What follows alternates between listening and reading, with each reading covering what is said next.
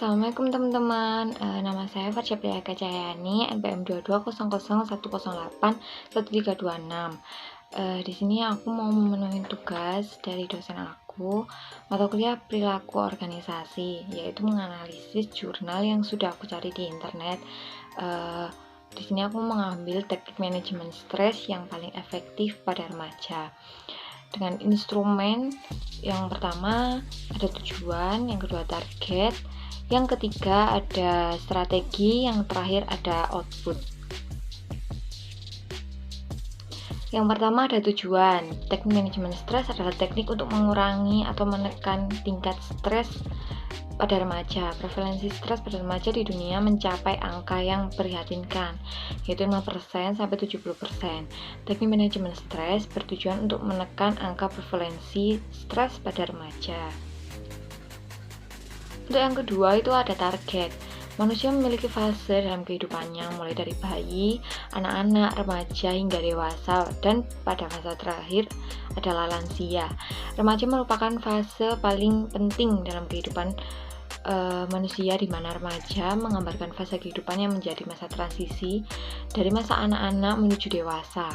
Pada masa remaja banyak sekali perkembangan yang akan terjadi, baik itu perkembangan dari segi biologis, psikologis, dan sosial yang membuat remaja memiliki banyak potensi untuk perubahan kehidupan. Oleh karena itu, di sini remaja ditargetkan untuk bisa memanajemen stresnya sendiri. Dan untuk yang ketiga ada strategi. Metode yang digunakan adalah literatur review dan menggunakan Google Scholar dalam 5 tahun terakhir. Hasil yang didapatkan 9.460 jurnal dengan kata kunci manajemen stres pada remaja.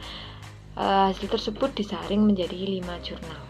Untuk yang terakhir itu output. Hasil penelitian menunjukkan bahwa 5 teknik manajemen stres pada remaja, yaitu yang pertama ada problem focus coping, yang kedua ada group discussion therapy, yang ketiga ada pendekatan counseling behavioral, yang keempat ada emotional focus coping, dan yang terakhir ada guided imagery. Apa sih problem focus coping itu? Yang pertama itu ada teknik ini memberikan sebuah bantuan untuk memecahkan sebuah masalah.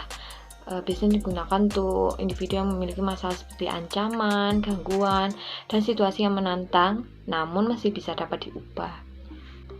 Yang kedua ada group discussion therapy, yaitu bentuk intervensi dalam kelompok yang nantinya akan diberikan stimulus untuk memecahkan masalah secara interpersonal. Dan yang ketiga ada pendekatan counseling behavioral. Teknik ini tuh teknik dimana seorang bercerita terkait masalah yang dia alami.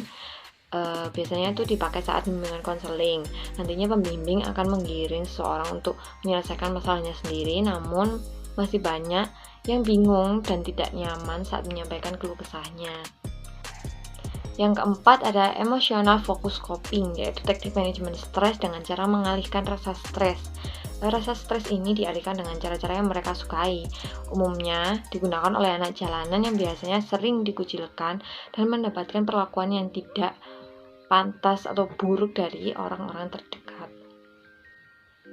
Dan yang terakhir ada guided imagery, yaitu teknik yang digunakan dengan membayangkan hal-hal yang menyenangkan yang akan membuat perasaan kembali gembira dan tertata. Oke, dari kelima teknik tersebut yang hasilnya paling efektif adalah guided imagery. Kenapa? Karena teknik ini membuat perasaan menjadi senang dan gembira akibat rangsangan respon perubahan psikofisiologis yang dilakukan pada teknik ini. Baik teman-teman, itu saja dari aku. Terima kasih untuk yang sudah menonton video aku. Maaf bila ada salah kata. Wassalamualaikum warahmatullahi wabarakatuh. Terima kasih.